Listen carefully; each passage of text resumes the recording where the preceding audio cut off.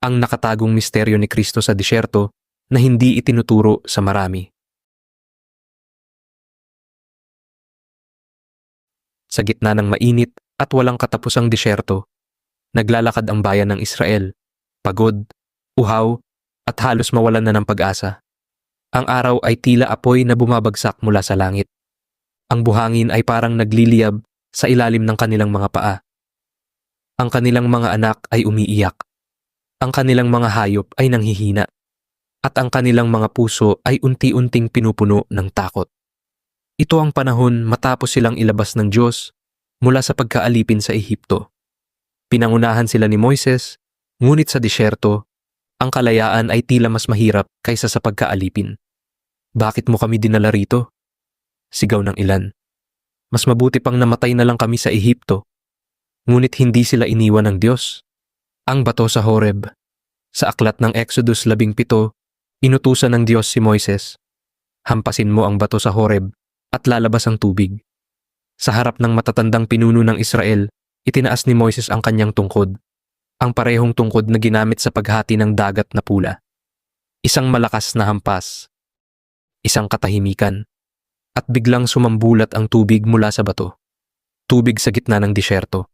Buhay sa gitna ng kamatayan. Pag-asa sa gitna ng desperasyon. Ngunit hindi dito natapos ang misteryo. Muling nagbigay ng tubig. Makalipas ang mga taon, sa aklat ng Numbers 20, muli na namang nagreklamo ang bayan. Muli silang nauhaw. Muli silang natakot. Sa pagkakataong ito, inutusan ng Diyos si Moises na kausapin ang bato. Ngunit sa galit, hinampas niya ito ng 2 beses. At muli, lumabas ang tubig. 2 magkaibang lugar. 2 magkaibang panahon. Ngunit iisang himala. Ang rebelasyong hindi alam ng marami. Paglipas ng maraming taon, ipinaliwanag ito ni Apostol Pablo sa unang Corinthians 10:4, sapagkat sila'y umiinom sa batong espiritual na sumusunod sa kanila. At ang batong iyon ay si Kristo. Hindi ito literal na gumugulong na bato sa likuran nila araw-araw. Ito ay mas malalim.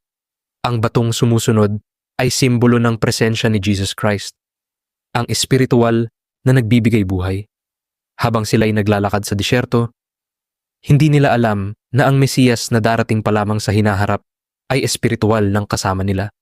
Sa bawat hakbang, sa bawat reklamo, sa bawat pag-aalinlangan, nandoon siya, ang mas malalim na kahulugan. Ang bato sa disyerto ay larawan ng katatagan sa gitna ng kaguluhan, buhay sa gitna ng tigang na panahon.